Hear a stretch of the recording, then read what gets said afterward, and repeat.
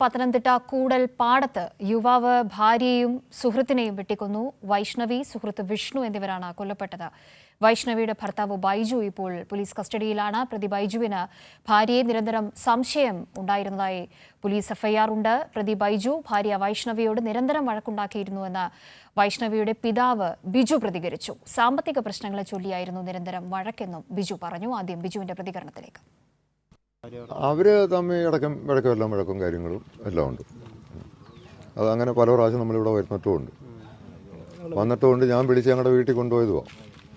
എൻ്റെ മോളെ 2 പിള്ളേരെ ഞാൻ വിളിച്ചുകൊണ്ട് പോയി. പിന്നെ 2-3 ദിവസം കഴിഞ്ഞ് അവർക്ക് വേണ്ടപ്പെട്ടവരിവിടെ വന്ന് കോൺഫറൻസിലൊക്കെ ആക്കി വീണ്ടും വന്ന്. അത് കഴിഞ്ഞ് വീണ്ടും വഴക്കുണ്ടായിട്ടുണ്ട്. അത് എന്നെ വിളിച്ച് ഈ വഴക്കുണ്ടായേക്കുന്നതെല്ലാം ഈ സാമ്പത്തിക ഏർപ്പാടും കാര്യങ്ങളും പറഞ്ഞാൽ വന്നിട്ടുള്ളത്. അത് പ്രദേശവാസി ഷാജിയുടെ പ്രതികരണത്തിലേക്കാണ് ഇനി. കൂട്ടുകാരൻ തന്നെയാണ്. ഇന്നലെ അവൻ എൻ്റെ കടയിൽ വരികയും ഇവർ രണ്ടുപേരുടെ ഞാൻ തോന്നുന്ന സാധനങ്ങൾ പർച്ചേസ് ചെയ്തുകൊണ്ട് പോവുകയും ചെയ്തതാണ്. വിഷ്ണുവും ബൈജുവും കൂടെ ഒന്നിച്ച് നടക്കുകയും ഒന്നിച്ച് കളിച്ച് വളർന്ന കൂട്ടുകാരുമാണ്. നമ്മുടെ നല്ല കൂട്ടുകാരാണ്. നമ്മളെല്ലാം ഒരു വിഷയം ഇവരൊന്നും ഉണ്ടായിട്ടില്ല. നാട്ടിലും നല്ല സഹനമുള്ള പിള്ളേരാണ്. പിന്നെ ഇവർ തമ്മിലൊന്നും വിഷയമൊന്നും ഉണ്ടായിട്ടില്ല. പിന്നെ വൈഷ്ണവിയുടെ ഫാദർ പറഞ്ഞ പോലെ എന്തെങ്കിലും സാമ്പത്തികമായിട്ടുള്ള ചെറുകിട ഫിനാൻസിൻ്റെ അങ്ങനെയുള്ള വിഷയങ്ങൾ മാത്രമേ ഉണ്ടായിട്ടുള്ളൂ, അവരെ വീട്ടിലുണ്ടായിട്ടുള്ളൂ. പിന്നെ ഇത്ര അടുത്തിരിക്കുന്ന ഫ്രണ്ട്സുകൾ തമ്മിൽ എന്ത് വിഷയം നമുക്കറിയാം. നമുക്കിത് കേട്ടപ്പോൾ തന്നെ ഞെട്ടൊന്നും ഇതുവരെ മോചിതമായിട്ടില്ല. ഇതിൻ്റെ കാരണം ബൈജുവിൻ്റെ കുടുംബത്തിനപ്പുറത്തേക്ക് ഈ വിഷ്ണുവായിട്ടുള്ള പ്രശ്നങ്ങളെ പറ്റി ഒന്നും അറിയില്ല. ഇവർ നല്ല ഫ്രണ്ട്സുകളാണല്ലോ. ഇന്ന് രാവിലെ പോകുന്നു, ജോലിക്ക് ഒന്നിച്ച് പോകുന്നു, വൈകിട്ട് വരുന്നു, ഒരുമിച്ച് വരുന്നു. തടിപ്പണിയാണ്, വിഷയമ്പാടിൻ്റെ. എല്ലാ പണി മിക്കവാറുള്ള പണിക്കെല്ലാം പോകും. നല്ല കുട്ടികളായിട്ടാണ് നമ്മൾ. നല്ല ഫ്രണ്ട്സുകളാണ് ഇവർ. ഇല്ല, വൈഷ്ണവിയുടെ വിവാഹം എന്ന് വെച്ച് കഴിഞ്ഞാൽ ബൈജു കുഞ്ഞിലെ വിളിച്ചുകൊണ്ട് വന്നതാണ്. കല്യാണം മാരേജ് അല്ല, അറേഞ്ച് മാരേജ് അല്ലായിരുന്നു, അല്ലാതെ വന്നതാണ്. ഇപ്പോൾ അവർ പുതിയൊരു വീടൊക്കെ വെച്ച് താമസിക്കാൻ തുടങ്ങുമായിരുന്നു. സുജു ടി ബാബു വാർത്തയുടെ കൂടുതൽ വിവരങ്ങളുമായി ചേരുന്നുണ്ട്. സുജു, ഈ പ്രദേശവാസിയുടെ പ്രതികരണം, പ്രത്യേകിച്ച് ഈ പ്രതിയും ഈ കൊല്ലപ്പെട്ട സുഹൃത്ത് വിഷ്ണുവും അടുത്ത സുഹൃത്തുക്കൾ അയൽവാസികളൊക്കെയുമാണ്. ഈ നിലയിലുള്ള ഏതെങ്കിലും തരത്തിലുള്ള വിഷയങ്ങൾ, പ്രശ്നങ്ങളൊക്കെയും ഉള്ളതായി അയൽവാസികൾക്ക് കൂടി ഒരു നിലയ്ക്കുമുള്ള അറിവില്ല. കുടുംബത്തിന് സാമ്പത്തിക പ്രശ്നങ്ങൾ ഉണ്ട് എന്നറിയാം. എന്നതിനപ്പുറത്തേക്ക് അതീവ ദുഃഖകരമായി ഈ സംഭവത്തിലേക്ക് വഴിവെച്ചത് എന്താണ് എന്ന കാര്യത്തിൽ വ്യക്തതയില്ല. പക്ഷേ സംശയം ഈ പ്രതിക്ക് ഭാര്യയിന്മേൽ ഉണ്ടായിരുന്നു എന്നതാണോ ഇപ്പോൾ പോലീസ് പറയുന്നത്? തീർച്ചയായിട്ടും കാവ്യ, അങ്ങനെ തന്നെയാണ് പറഞ്ഞത്. പോലീസിന്റെ ഫസ്റ്റ് ഇൻഫർമേഷൻ റിപ്പോർട്ട് അയക്കുന്ന എഫ്ഐആറിലാണ് ഈ പ്രാഥമിക വിവരമുള്ളത്. അതായത് ഈ ഇന്നലെ രാത്രി 11 മണിയോട് കൂടിയാണ് ഭാര്യ വൈഷ്ണവിയെയും വിഷ്ണുവിനെയും കൊലപ്പെടുത്തുന്നത്.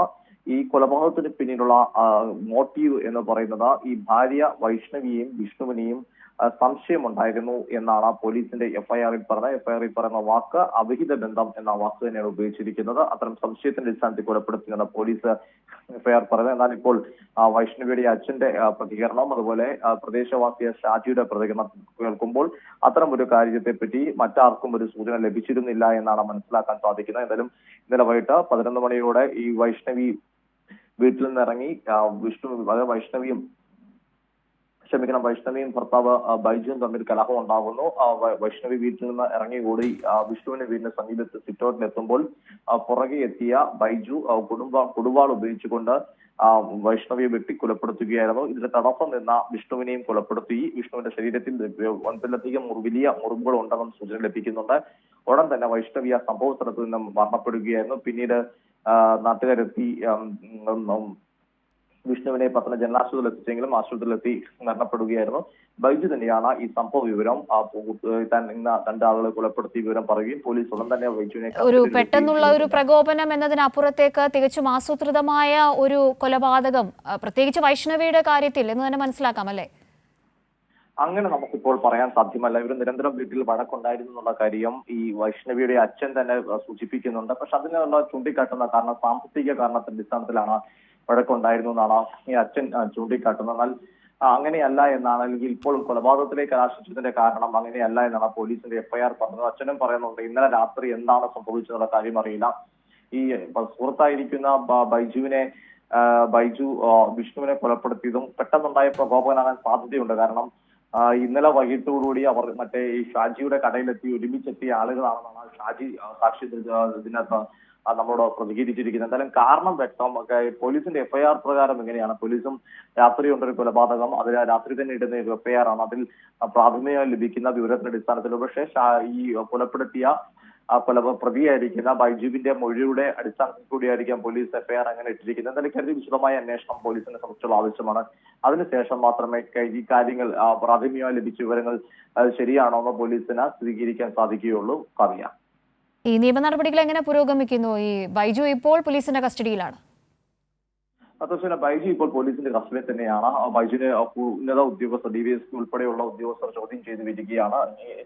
എങ്കിൽ മാത്രമേ ബൈജു പറയുന്ന മൊഴികളും അതുപോലെ തന്നെ സാഹചര്യ തെളിവുകൾ, മറ്റ് ആളുകളുടെ മൊഴികളെല്ലാം തന്നെ ഒത്തുനോക്കേണ്ടതും ശാസ്ത്രീയമായ അന്വേഷണവും ആവശ്യമാണ്. ഫോൺ രേഖകൾ ഉൾപ്പെടെ പരിശോധിക്കേണ്ട ചില സൂചനകൾ ഇന്നലെ രാത്രി വിഷ്ണുവും ബൈജുവും തമ്മിൽ ഫോൺ മുഖേന തർക്കിച്ചു, അല്ലെങ്കിൽ ഫോണിൽ ചില തരത്തിൽ സംസാരമുണ്ടായെന്നും ചില ആളുകൾ പറയുന്നുണ്ട്. ഇക്കാര്യത്തിലൊക്കെ പോലീസിന്റെ ഫോൺ പരിശോധിക്കുമ്പോൾ ഇത് ശരിയാണോ എന്നുള്ള കാര്യത്തിൽ ഒരു വ്യക്തത പോലീസിന് വരുത്താൻ സാധിക്കും. അത്തരം കാര്യങ്ങളും പോലീസ് പരിശോധിക്കും. അതിനോടൊപ്പം തന്നെ ഏറ്റവും പ്രധാനപ്പെട്ടത് ഈ പ്രതിയായിരിക്കുന്ന ബൈജുവിന്റെ മൊഴി തന്നെയാണ്. എന്തായാലും ആ കാര്യങ്ങൾ ഒരു ഭാഗത്ത് നടക്കുമ്പോൾ മൃതദേഹം ഇൻക്വസ്റ്റിനായി പത്തനംതിട്ട ജനറൽ ആശുപത്രിയിലാണ് കൊണ്ടിരിക്കുന്നത്. പിന്നീട് പോസ്റ്റ്മോർട്ടം നടപടികളും ഒരുപക്ഷെ കോന്നി മെഡിക്കൽ കോളേജിൽ അല്ലെങ്കിൽ കോട്ടയം മെഡിക്കൽ കോളേജിലേക്ക് കൊണ്ടുപോകേണ്ടതായിട്ടിരിക്കുന്നു. നടപടി മുമ്പോട്ട് പോകുന്നു.